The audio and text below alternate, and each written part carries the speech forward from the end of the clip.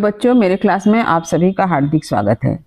आज के वीडियो में अंधा युग नाटक के 5वें अंक जय एक क्रमिक आत्महत्या को हम लोग विस्तार से पढ़ेंगे। इस नाटक के पहले के सभी अंकों और भागों का वीडियो मेरे चैनल पर अपलोड हो चुका है। इसके साथ ही साथ अंधा युग धर्मवीर भारती प्लेलिस्ट और वेस्ट बंगाल काउंसिल के फर्स्ट लैंग्वेज हिंदी ए के 4th सेमेस्टर के नाम से प्लेलिस्ट भी तैयार कर दिया गया है, जहां पर इन सभी वीडियो का लिंक आपको मिल जाएगा। साथ ही साथ डिस्क्रिप्शन बॉक्स भी चेक करें, जहां पर मैंने सभी वीडियो का लिंक दे रखा है। तो अंधा युग नाटक का 5वां अंक विजय एक क्रमिक आत्महत्या के आरंभ में पांडव राज्य की स्थापना का वर्णन प्रस्तुत किया गया है। कौरव नगरी में युधिष्ठिर का राज्याभिषेक हो जाता है। भीम जो है मंद बुद्धि वाला तथा स्वभाव से काफी अभिमानी हो जाते हैं। धृतराष्ट्र का 101वां पुत्र युत्सु का अपमान भीम तथा उनके ही राज्य के लोगों द्वारा बार बार होने के कारण वह आत्महत्या करने की कोशिश करता है, परंतु विदुर उन्हें बचा लेते हैं। बाद में उनकी मृत्यु हो जाती है। इसी दौरान वन में भीषण आग लगने की घटना घटित होती है, जिसमें कुंती, धृतराष्ट्र और गांधारी जलकर भस्म हो जाते हैं। यद्यपि कुंती, धृतराष्ट्र और गांधारी जो है महाभारत के युद्ध के बाद क्या है, वन को प्रस्थान कर लिए होते हैं। जब युधिष्ठिर को इसकी सूचना मिलती है कि यादव वंश में कलह बढ़ गया है और वे लोग एक दूसरे के नाश में ही लगे हुए हैं, तो युधिष्ठिर खुद को अकेला तथा लाचार महसूस करते हैं। उन्हें तरह तरह के अशुभ संकेत मिलते हैं और भविष्य की विनाश लीला उन्हें दिखाई पड़ती है। भीम की घमंडी तथा दूसरों को बार बार अपमानित करने की प्रकृति अभी भी उनमें जीवित है। इस प्रकार यह अंश बतलाता है कि महाभारत का युद्ध तो खत्म हो गया था, हिंसा तथा पतन तब भी जारी रहा। तो चलिए इस अंक को हम लोग विस्तार से पढ़ते हैं। देखिए 5वां अंक विजय एक क्रमिक आत्महत्या। कथा गायन। दिन हफ्ते मास बरस बीते, ब्रह्मास्त्रों से झुलसी धरती, यद्यपि हो आई हरी भरी। यहाँ पर कथा गायन के द्वारा बतलाया जा रहा है कि महाभारत के युद्ध के समाप्त हुए दिन, हफ्ते, महीने और बरस बीत चुके हैं। ब्रह्मास्त्रों से झुलसी धरती, यानी इस युद्ध में जो ब्रह्मास्त्र चलाए गए थे उससे क्या हुई थी, धरती पूरी तरह से झुलस गई थी, जल गई थी, परंतु वह धरती अब हरी भरी हो गई है। यानी समय के बीत जाने पर यह धरती अब हरी भरी हो गई है। अभिषेक युधिष्ठिर का संपन्न हुआ, फिर से पर पा न सकी खोई शोभा कौरव नगरी। यहाँ पर बतलाया गया है कि महाभारत के युद्ध के पश्चात युधिष्ठिर का राज्याभिषेक संपन्न होता है, यानी युधिष्ठिर जो है कौरव नगरी के राजा बनते हैं, सम्राट बनते हैं, परंतु कौरव नगरी की जो रौनक थी वह पुनः वापस नहीं आई है। सब विजयी थे लेकिन सब थे विश्वास ध्वस्त। यहाँ पर बतलाया गया है कि महाभारत के युद्ध के पश्चात सभी पांडव विजयी थे, इन्होंने विजय को प्राप्त किया, लेकिन सबके विश्वास जो थे वो टूटे हुए थे। सबका विश्वास जो है भीतर से टूटा हुआ था, यानी आने वाले भविष्य को लेकर उनके मन में एक अविश्वास भरा हुआ था। थे सूत्रधार खुद कृष्ण किंतु थे शापग्रस्त। कृष्ण सूत्रधार थे, परंतु इसके साथ ही साथ वे थे कि गांधारी ने उन्हें क्या किया था, अभिशाप दिया था, तब वे शापग्रस्त थे। इस तरह पांडव राज्य हुआ आरंभ पुण्यहत अस्त व्यस्त। इस प्रकार पांडव राज्य का शासन का आरंभ किस तरह से था, पुण्य से रहित और अस्त व्यस्त था। थे भीम बुद्धि से मंद। भीम में बुद्धि की कमी थी और उनका स्वभाव कैसा था, प्रकृति यानी स्वभाव अभिमानी, यानी घमंडी स्वभाव के थे। अर्जुन थे असमय वृद्ध। अर्जुन जो है समय से पहले ही क्या हो गए थे, वृद्ध हो चुके थे, बूढ़े हो चुके थे। नकुल थे अज्ञानी। नकुल अज्ञानी थे। सहदेव अर्ध विकसित थे शैशव से अपने, और सहदेव बचपन से ही शैशव काल से कैसे थे, अर्ध विकसित था, यानी उनकी बुद्धि जो है आधी विकसित थी। थे एक युधिष्ठिर जिनके चिंतित माथे पर थे लदे हुए भावी विकृत युग के सपने।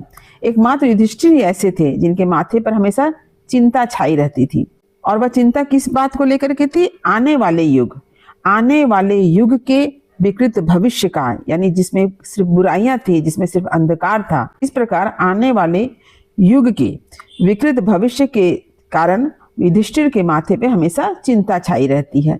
थे एक वही जो समझ रहे थे क्या होगा, और एकमात्र युधिष्ठिर ही थे। यहाँ पर वही शब्द से किसकी ओर संकेत किया गया, युधिष्ठिर की ओर। एकमात्र युधिष्ठिर ही ऐसे थे जो हर बात को अच्छी तरह से समझ रहे थे, भविष्य क्या होगा इस बात को समझ रहे थे।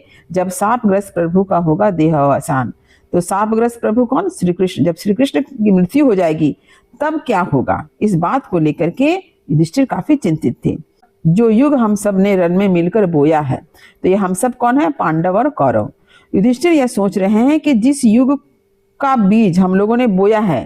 कहाँ? रण में, यानी युद्ध में मिलकर बोया है। यानी कौरव और पांडवों ने मिलकर युद्ध भूमि में जिस युग के बीज को बोया है, जब वह अंकुर देगा, यानी जब उससे अंकुर फूटेगा, उसका परिणाम क्या होगा? ढक लेगा सकल ज्ञान। समस्त ज्ञान को वह क्या करेगा? अपने में समेट लेगा, ढक लेगा, समाप्त कर देगा। सीढ़ी पर बैठे घुटनों पर माथा रख के अक्सर डूबे रहते थे निष्फल चिंतन में, और इस कारण युधिष्ठिर जो हमेशा राजमहल की सीढ़ियों पर घुटनों के बल माथा रख करके बैठे रहते थे और एक निष्फल चिंतन में, उस चिंता में डूबे रहते थे जिस चिंता का कोई परिणाम ही प्राप्त नहीं हो सकता है। ऐसे चिंता में वे हमेशा अक्सर यानी हमेशा डूबे रहते थे। देखा करते थे सूनी सूनी आंखों से। उनकी आंखें कैसी थी? सूनी आंखें थी। उनकी आंखों में कोई अच्छे सपने नहीं थे। बाहर फैले निस्तब्ध तिमिर घन में, और बाहर जो है, जो अंधकार छाया हुआ है, निस्तब्ध अंधकार छाया हुआ है, निराशा का अंधकार छाया हुआ है, उस अंधकार को वे अपनी सूनी आंखों से देखा करते थे। युधिष्ठिर कहते हैं कि ऐसे भयानक महायुद्ध को अर्धसत्य, रक्तपात, हिंसा से जीतकर अपने को बिल्कुल हारा हुआ अनुभव करना, यह भी यातना ही है। युधिष्ठिर कहते हैं कि ऐसे भयानक महायुद्ध को, यानी जो महाभारत का जो भयानक युद्ध हुआ था, जिसको उन्होंने अर्धसत्य यानी आधे सच के साथ, रक्तपात यानी मारकाट, हिंसा से उन्होंने भले ही जीता हो, परंतु जीत कर भी आज क्या लग रहा है उन्हें? अपने को बिल्कुल हारा हुआ अनुभव करना। वे खुद को आज हारा हुआ अनुभव करते हैं, और यह हारा हुआ अनुभव करना ही बहुत ही कष्टदायी है। यह भी एक बहुत बड़ी यातना है।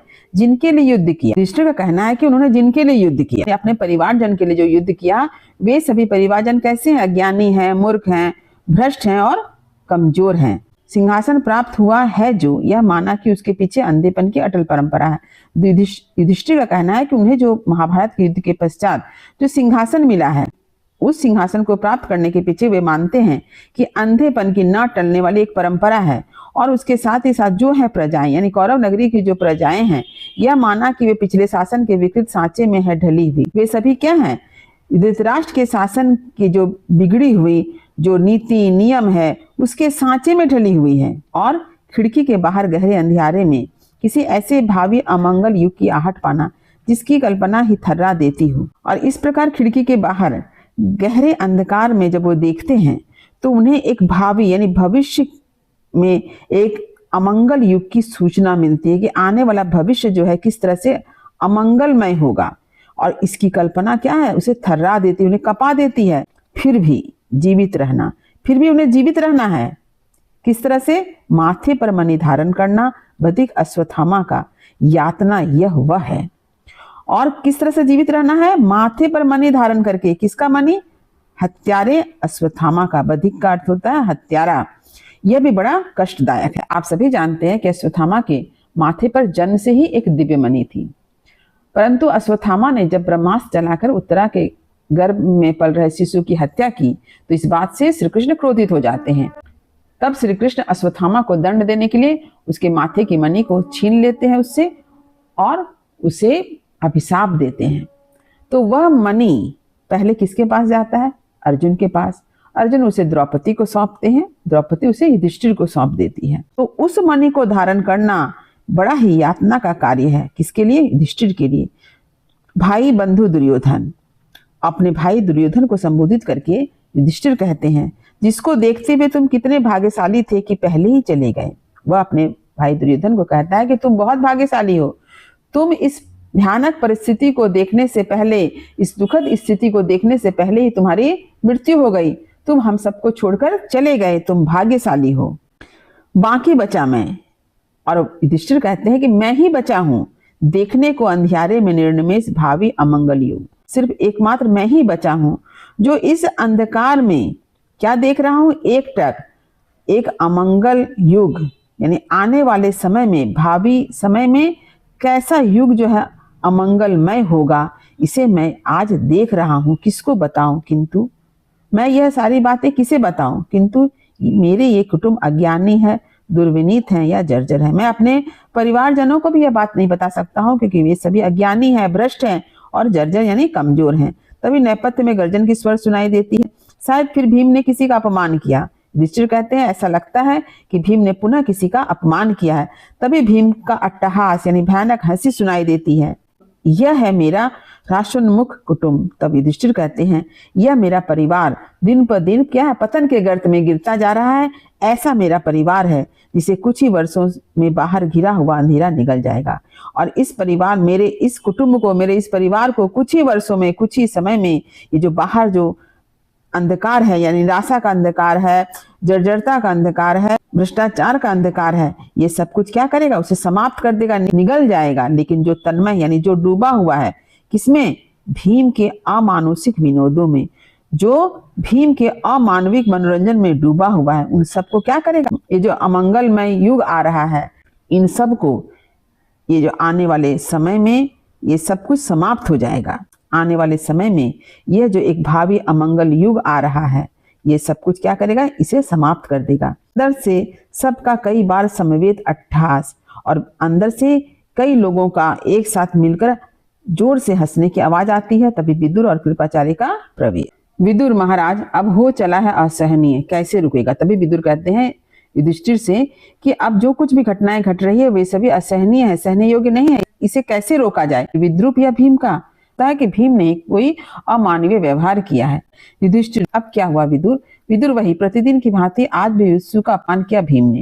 विदुर बतलाते हैं कि हमेशा की तरह आज भी भीम ने युत्सु का अपमान किया है। कृपाचार्य और सबने उसके गूंगेपन का आनंद लिया, पता नहीं क्या हो रहा है। तभी कृपाचार्य कहते हैं कि सभी लोगों ने युत्सु के गूंगेपन का आनंद लिया, यानी युत्सु जो है अब मौन हो चुका है, वह कुछ किसी से कहता नहीं है। युधिष्ठिर, युत्सु की वाणी को अब तो वह बिल्कुल ही गूंगा है।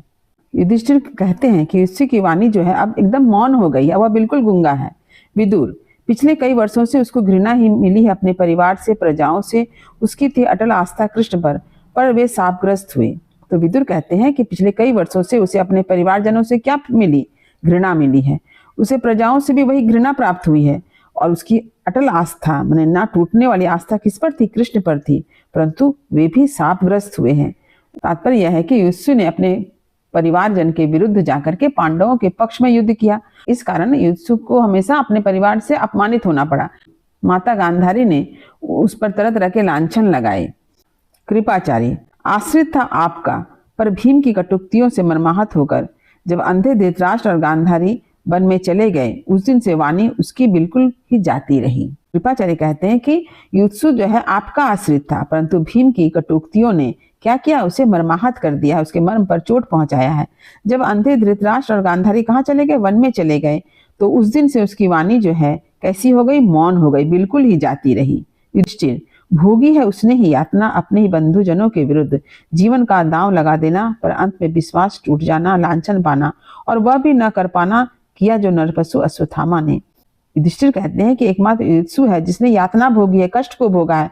उन्होंने तो अपने बंधुजनों के, अपने भाइयों के विरुद्ध जाकर के क्या किया, अपने जीवन को दांव पर लगा दिया, पांडवों के साथ रहकर पांडवों के पक्ष में युद्ध किया, परंतु क्या होता है, अंत में उसका विश्वास टूट जाता है, उन्हें लांछित किया जाता है।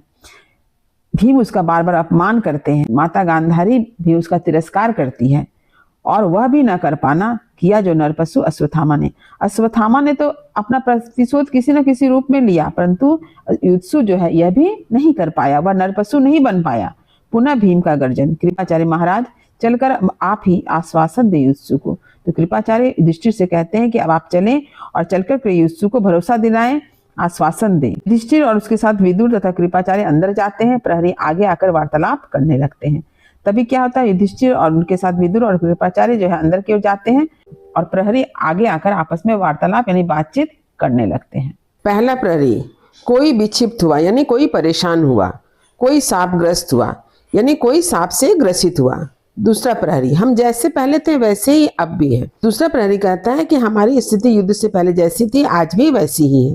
पहला प्रहरी, शासक बदले, स्थितियां बिल्कुल वैसी है। तो पहला प्रहरी कहता है कि राजा बदल गए परंतु परिस्थितियां आज भी वैसी ही वैसी है। दूसरा प्रहरी, इससे तो पहले के शासक अच्छे थे, अंधे थे। तो दूसरा प्रहरी कहता है कि आज जो राजा बनकर सिंहासन पर विराजमान है उनसे तो वे शासक ही अच्छे थे जो पहले थे, यानी धृतराष्ट्र जो अंधे थे। पहला प्रहरी, लेकिन वे शासन तो करते थे। तो पहला प्रहरी बताता है कि पहले के जो शासक थे वे अंधे भले थे लेकिन वे शासन करते थे, परंतु आज जो राजा बने हैं वे संत के समान ज्ञानी हैं, दूसरा प्रहरी, शासन करेंगे क्या? तो दूसरा प्रहरी करता है कि अब जो राजा बने हैं वे तो संतों के समान है, वे शासन करना क्या जानते हैं और जानते नहीं है प्रकृति प्रजाओं की। अब जो राजा बने हैं वे तो प्रजाओं के स्वभाव को ही नहीं जानते हैं। पहला प्रहरी, ज्ञान और मर्यादा, उनका करे क्या हम? पहला प्रहरी कहते हैं कि अब जो राजा बने हैं वे हमें ज्ञान की या मर्यादा की शिक्षा देते हैं, तो उनका हम क्या करेंगे? उनको क्या पीसेंगे या उनको खाएंगे या उनको ओढ़ेंगे? दूसरा प्रहरी, या उन्हें बिछाएंगे, हमको तो अन्न मिले। तो दूसरा प्रहरी कहता है कि हमें तो अन्न चाहिए, हमें तो भोजन चाहिए। पहला प्रहरी, निश्चित आदेश मिले, एक सुदृढ़ नायक मिले, यानी हमें एक अच्छा प्रतिनिधि चाहिए। दूसरा प्रहरी, अंधे आदेश मिले, नाम उन्हें चाहे हम युद्ध दे या शांति दे। तो दूसरा प्रहरी कहता है कि भले वह हमें जो आदेश दे वह भले अंधे हो और उस आदेश को हम युद्ध का नाम दे या शांति का नाम दे। तो पहला प्रहरी कहता है कि जानते नहीं ये प्रकृति प्रजाओं की। तो पहला प्रहरी कहता है जानते नहीं ये प्रकृति प्रजाओं की। तो पहला प्रहरी कहता है कि अब जो राजा बने हैं यानी युधिष्ठिर, वे अपने प्रजा के स्वभाव को नहीं जानते हैं। अंदर से युत्सु को आता देखकर प्रहरी चुप हो जाता है और पहले की तरह विंज में खड़े हो जाते हैं। युत्सु अर्ध विक्षिप्त किसी करुणात्मक चेष्टाएं करता हुआ दूसरी ओर निकल जाता है। क्षण भर बाद विदुर और कृपाचार्य प्रवेश करते हैं। अर्ध विक्षिप्त माने पागल जैसी अवस्था और करुणोत्पादक माने करुणा उत्पन्न करने वाली चेष्टाएं। विदुर, तुमने क्या देखा युत्सु को? प्रहरी नेपथ्य की ओर संकेत करते। तो विदुर जो है प्रहरी से पूछता है कि तुमने युत्सु को देखा है? तो प्रहरी नेपथ्य की ओर इशारा करता है। कृपाचार्य, वह भी अभागा है, भटक रहा है राजमार्ग पर। तो कृपाचार्य बताते हैं कि युत्सु जो है अभागा है और वह राजमार्ग पर भटक रहा है, इधर उधर भटक रहा है। विदुर, महलों में उसका अपमान क्या कम होता है? जाता है बाहर और अपमानित होने प्रजाओं से। तो विदुर का कहना है कि राजमहल में युत्सु का इतना अपमान होता है, वह क्या कम है? इसके बावजूद वह जब बाहर जाता है तो अपने प्रजाओं से अपमानित होता है। कृपाचार्य, वह देखो, भिखमंगे लंगड़े लूले गंदे बच्चों की एक भीड़ उस पर ताने कसती पीछे पीछे चली आती है। भी कृपाचार्य कहते हैं कि वह देखो, राजमार्ग पर जब वह चल रहा है तो भिखमंगे लंगड़े लूले गंदे बच्चों की जो टोली है सब उसके पीछे क्या कर रही है? चल रही है और उस पर तरह तरह के ताने कस रही है। वह पत्थर खींच मारा किसी ने और किसी ने जो है उस पर पत्थर फेंक मारा है। चिंतित हो उसी ओर जाते हैं और उसके बाद वह चिंतित होकर उसी ओर जाते हैं। युधिष्ठिर के राज्य में नियति है यह युत्सु की, जिसने लिया था पक्ष धर्म का। तो कृपाचार्य कहते हैं कि युधिष्ठिर के राज्य में युत्सु का यही भाग्य है। नियति मतलब भाग्य। यद्यपि उसने धर्म का पक्ष लिया था परंतु उसकी नियति क्या निकली? उसका अपमान हो रहा है। विदुर युत्सु को लेकर आते हैं, मुंह से रक्त बह रहा है। विदुर उत्तरीय से रक्त पूछते हैं। पीछे पीछे वही गुंगा सैनिक भिखमंगा है, वह युत्सु को पत्थर फेंक कर मारता और विभत्स हंसी हंसता है। और तभी जो विदुर युत्सु को लेकर आते हैं उसके मुंह से खून बह रहा है। विदुर जो अपने कंधे पे रखे उत्तरीय से उसका रक्त पोंछते हैं और उसके पीछे पीछे कौन आ रहा है? वही गुंगा सैनिक भिखमंगा जो युत्सु पर पत्थर फेंक कर मारता है, बड़ी भयंकर हंसी हंसता है। विदुर, प्रहरी, इस भिक्षु को किसने यहाँ आने दिया? युत्सु, तुम मेरे साथ चलो। विदुर जो है प्रहरी से कहता है कि इस भिक्षु को भीतर आने किसने दिया? और युत्सु से कहता है कि तुम मेरे साथ चलो। भिखमंगा पाश्विक इंगतों से कहता है, इसने मेरे पांव तोड़ दिए, मैं प्रतिशोध क्यों न लूं? कृपाचार्य, पांव केवल तुम्हारे तोड़े? युत्सु ने, किंतु आज तुमको मैं जीवित नहीं छोड़ूंगा। तो कृपाचार्य कहते हैं कि युत्सु ने तुम्हारे पैर तोड़ दिए परंतु आज मैं तुम्हें जीवित नहीं छोड़ूंगा। प्रहरी के हाथ से भाला लेकर दौड़ता है, गुंगा भागता है। युत्सु आगे आकर कृपाचार्य को रोकता है और भाला खुद ले लेता है और सीने पर भाला रखकर दबाते हुए नेपथ्य में चला जाता है। नेपथ्य में भयंकर चित्कार। विदुर दौड़कर अंदर जाते हैं। तभी कृपाचार्य प्रहरी के हाथ से भाला लेकर दौड़ते हैं, गुंगा भाग जाता है। युत्सु क्या करता है? आगे बढ़कर कृपाचार्य को रोकता है और भाला लेकर के अपने सीने पर रखकर उसे दबाता है और उसे दबाकर नेपथ्य में चला जाता है और वहां से एक भयंकर चित्कार सुनाई देती है। विदुर दौड़कर अंदर जाते हैं। विदुर नेपथ्य से, महाराज कर ली आत्महत्या युत्सु ने, दौड़ो कृपाचार्य। तो विदुर नेपथ्य से आवाज देते हैं कि महाराज युत्सु ने आत्महत्या कर ली है और कृपाचार्य को दौड़कर आने के लिए कहते हैं। कृपाचार्य जाते हैं। प्रहरी पुनः आगे आते हैं। पहला प्रहरी, युद्ध हो या शांति, रक्तपात होता है। दूसरा प्रहरी, अस्त्र रहेंगे तो उपयोग में आएंगे ही। तो दोनों प्रहरी आपस में बातचीत करते हैं कि युद्ध हो या शांति, हर स्थिति में रक्तपात अवश्यंभावी है। और दूसरा प्रहरी कहता है कि अगर अस्त्र रहेंगे तो उसका तो उपयोग करेंगे ही लोग। पहला प्रहरी, अब तो वे अस्त्र दूसरों के लिए उठते थे। दूसरा प्रहरी, अब वे अपने ही विरुद्ध काम आएंगे, यह जो हमारे अस्त्र अब तक निरर्थक थे। तो पहला प्रहरी कहता है कि अस्त्र लोग दूसरों के लिए उठाते थे परंतु आज अपने लोगों के विरुद्ध ही उठा रहे हैं। पहला प्रहरी, कम से कम उनका आज कुछ तो उपयोग हुआ।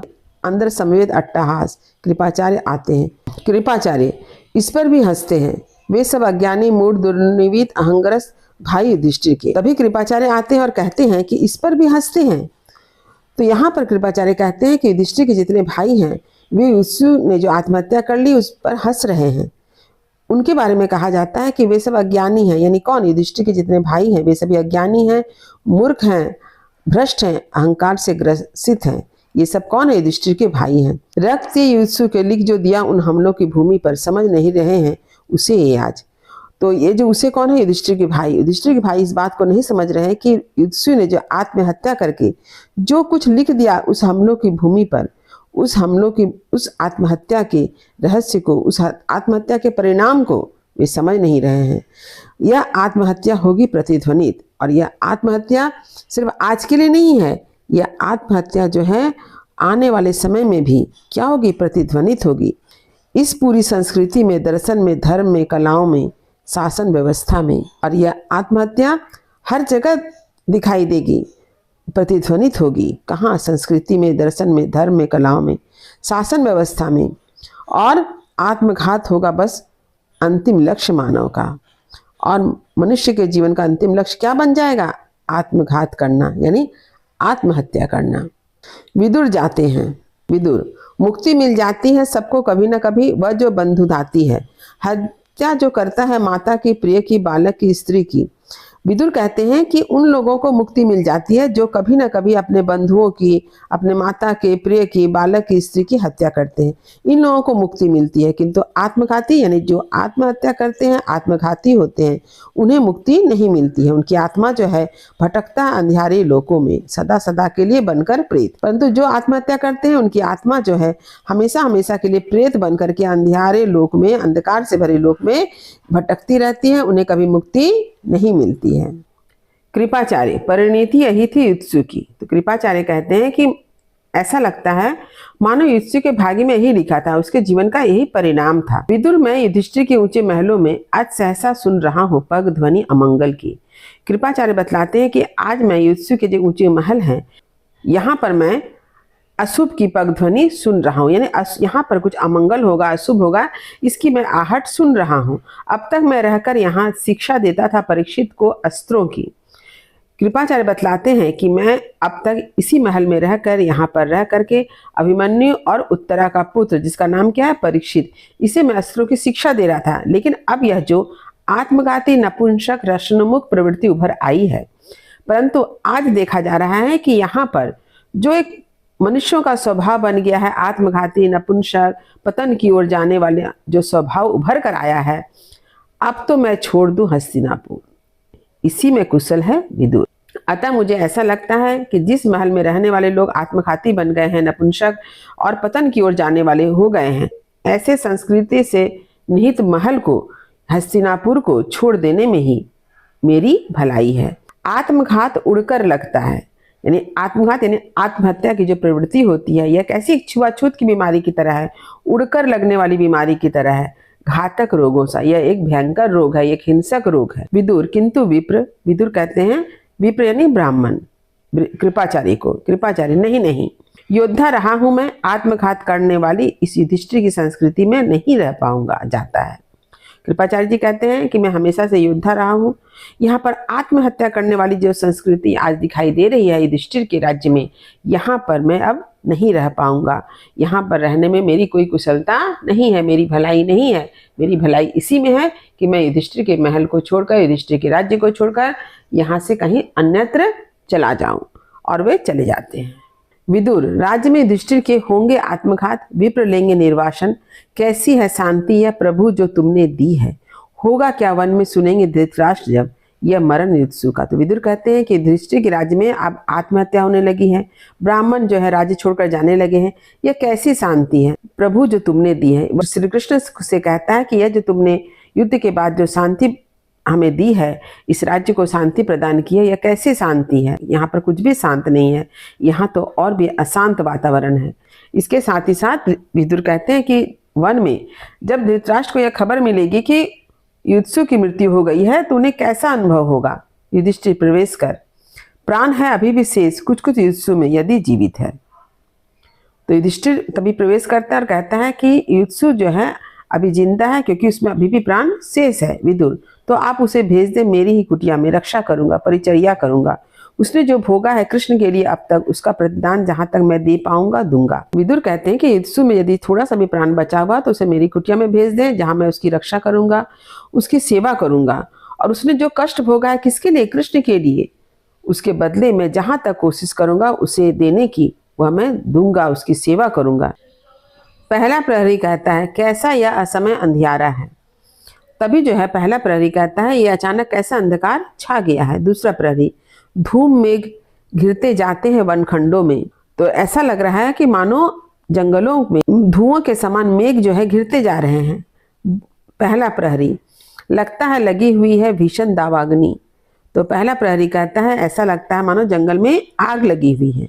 बातें करते करते प्रहरी नेपथ्य में चले जाते हैं। अंदर का पर्दा उठता है। जलते हुए वन में धृतराष्ट्र और संजय। तभी दोनों प्रहरी बात करते हुए नेपथ्य में चले जाते हैं और जब पर्दा उठता है तो दिखाई देता है कि जंगल में आग लगी हुई है, वहां पर धृतराष्ट्र और संजय हैं। धृतराष्ट्र, जाने दो संजय, अब बचा नहीं पाओगे मुझे, आज जर्जर हूं, आग से कहां तक मैं भागूंगा। तो धृतराष्ट्र कहते हैं कि संजय मुझे छोड़ दो, मुझे इस आग से नहीं बचा पाऊंगा, मैं तो कमजोर हूं, जर्जर यानी कमजोर हूं, मैं कहां तक इस आग से भागूंगा। तभी जो है संजय कहते हैं थोड़ी दूर पर निरापद स्थान है। ये थोड़ी दूर में एक सुरक्षित स्थान है, निरापद मतलब सुरक्षित स्थान है, महाराज चलते चलें। और वह धृतराष्ट्र से कहता है कि आप आगे बढ़ते चलें, पीछे मुड़कर। आह माता गांधारी वहीं बैठ गई, माता ओ माता। और संजय जो है माता गांधारी को संबोधित करके कहता है कि आप वहां पर क्यों बैठ गई, आप भी आगे बढ़े। धृतराष्ट्र, संजय, अब सब प्रयत्न व्यर्थ है, छोड़ दो मुझे यहीं, जीवन भर में अंधेपन के अंधियारे में भटका हूं। अग्नि है नहीं, यह है ज्योतिवृत्त, देख कर नहीं यह सत्य ग्रहण कर सका तो आज मैं अपनी वृद्ध अस्थियों पर सत्य धारण करूंगा अग्निमाला सा। तो धृतराष्ट्र कहते हैं कि अब यह सारा प्रयत्न तुम्हारा बेकार है, व्यर्थ मतलब बेकार है, मुझे यहीं छोड़ दो, मैं तो आजीवन अंधेपन के अंधियारे में ही भटका हूं, यानी मैं तो जन्मजात अंधा हूं, इसलिए मैंने अपना जीवन अंधियारे में ही व्यतीत किया है। अग्नि है नहीं, यह है ज्योतिवृत्त। धृतराष्ट्र कहते हैं कि यह आग नहीं है, यह तो एक ज्योति का घेरा है, प्रकाश का घेरा है, देखकर नहीं यह सत्य ग्रहण कर सका तो आज मैं अपनी वृद्ध अस्थियों पर सत्य धारण करूंगा। और धृतराष्ट्र कहते हैं कि आज भी अगर मैं सच्चाई को अगर अपने जीवन में नहीं स्वीकार कर सका तो मुझे क्या करना होगा, अपनी वृद्ध अस्थियों को इस अग्निमाला में क्या जलाकर खाक कर देना होगा। धृतराष्ट्र, आह छूट गई है वृद्ध कुंती वन में, लौटो गांधारी। संजय, महाराज महाराज, भीषण दावाग्नि अपनी अगणित जिह्वाओं से निगल गई होगी मां कुंती को, महाराज स्थल यह निरापद है, मत जाएं। तभी संजय महाराज धृतराष्ट्र को संबोधित करके कहते हैं कि यहाँ पर जो आग लगी है वह बहुत ही भयंकर है, प्रचंड है, यानी दावाग्नि यानी जंगल में लगने वाली आग जो है वह बहुत भीषण है। वह अपने अग्नित जिह्वाओं से क्या की होगी, कुंती को निगल गई होगी, यानी इस भीषण आग में कुंती जो है जलकर भस्म हो गई होगी। और धृतराष्ट्र से कहते हैं कि आप जहाँ पर है यह स्थान जो है सुरक्षित है, निरापद है, अतः मत जाएं। गांधारी, संजय, जो जीवन भर भटके अंधियारे में उनको मरने दो प्राणांतक प्रकाश में। तो गांधारी संजय से कहती है कि जिस व्यक्ति ने आजीवन अंधकार में अपना जीवन यापन किया है, जो आजीवन अंधकार में भटके हैं, उनका इस प्रकाश में ही अंत होने दो। धृतराष्ट्र को लेकर गांधारी जाती है। संजय देखकर आह, पूरे का पूरा धधकता हुआ बरगद दोनों पर टूट गिरा। तभी जो है संजय देखते हैं कि एक जलता हुआ बरगद का पेड़ जो है वह गांधारी और धृतराष्ट्र पर गिर पड़ता है। फिर भी बचा हूँ शेष, फिर भी बचा हूँ शेष। और वह अपने आप के लिए कहता है, खुद के लिए कहता है कि मैं क्यों जीवित बचा हूँ, लेकिन क्यों मुझसे निरर्थक और होगा कौन। और उसे लगता है कि उसका जीवन जो है व्यर्थ है, निरर्थक है, बिना उद्देश्य के है। सहसा एक डाल उसके पांव पर टूट कर गिरती है, वह पांव पकड़कर बैठ जाता है। पीछे का पर्दा गिरता है। तभी कथा गायन होता है। यूं गए बीतते दिन पांडव शासन के नित और अशांत युधिष्ठिर होते जाते, वह विजय और खोखली निकलती आती, विश्वास सभी घनतम में खोते जाते।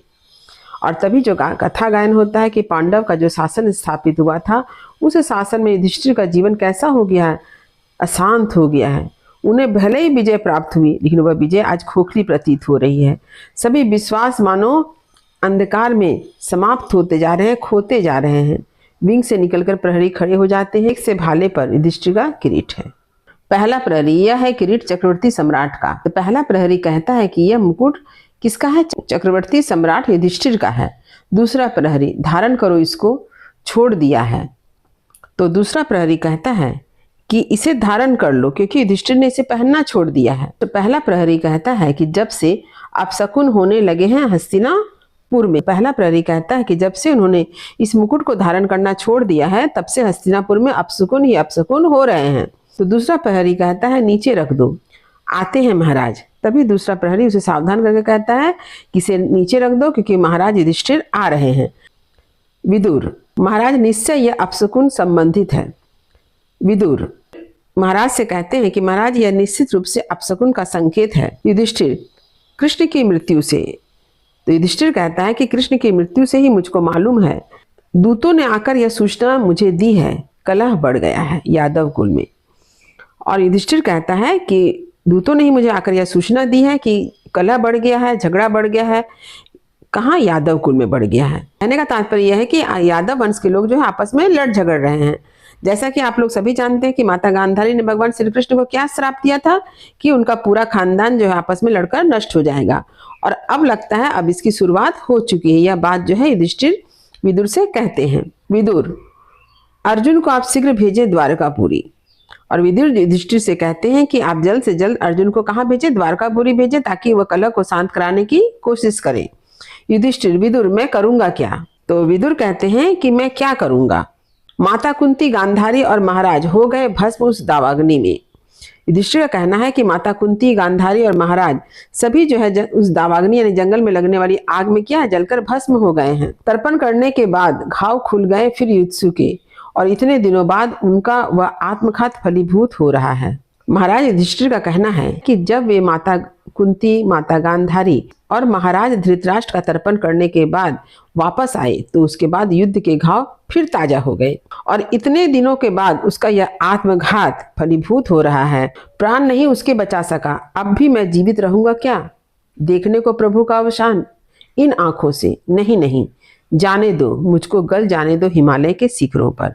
तो धृतराष्ट्र का कहना है कि इतने लोगों की मृत्यु के बाद, इतने लोगों की मौत होने के बाद क्या वे अपनी आंखों से भगवान श्री कृष्ण का विनाश देखने के लिए जीवित रहेंगे? वे विदुर से कहते हैं कि विदुर उन्हें हिमालय के शिखरों पर जाकर गल जाने से ना रोके। विदुर, महाराज वह भी आत्मघात है, यानी अपने आप को हिमालय के शिखरों पर गला देने की इच्छा रखना या गला देना, यह भी एक क्या है? आत्महत्या है। शिखरों की ऊंचाई कर्म की निष्ठा का परिहार नहीं करती है, यानी पर्वत के शिखरों की ऊंचाई जो है कर्मों की निष्ठा को कम नहीं करती है, वह भी आत्मघात है। यह भी एक प्रकार से आत्महत्या है। युधिष्ठिर, और विजय क्या है? तो युधिष्ठिर प्रश्न करते हैं कि तो विजय किसे कहा जाए?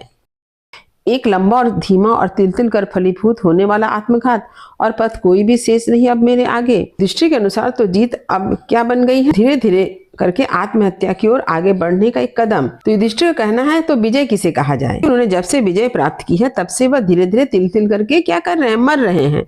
तो उन्हें ऐसा लगता है कि उन्हें जीत कर कोई खुशी हासिल नहीं हुई। तो यह क्या जीत है?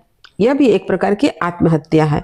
और अब मेरे सामने इसके अतिरिक्त कोई रास्ता नहीं बचा है। उन्हें अब कोई दूसरा रास्ता नजर नहीं आता है। तभी बातें करते करते युधिष्ठिर और विदुर जो है दूसरी ओर चले जाते हैं, प्रहरी आगे आते हैं। अब प्रहरी बातचीत कर रहे हैं। अब शकुन तो निश्चय है, होते हैं रोज रोज।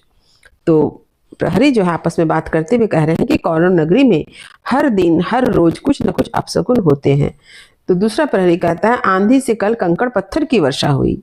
पहला प्रहरी कहता है कि सूरज में मुंडहीन यानी बिना सिर के काले काले धड़ जैसी आकृति जो हिलती हुई नजर आती है।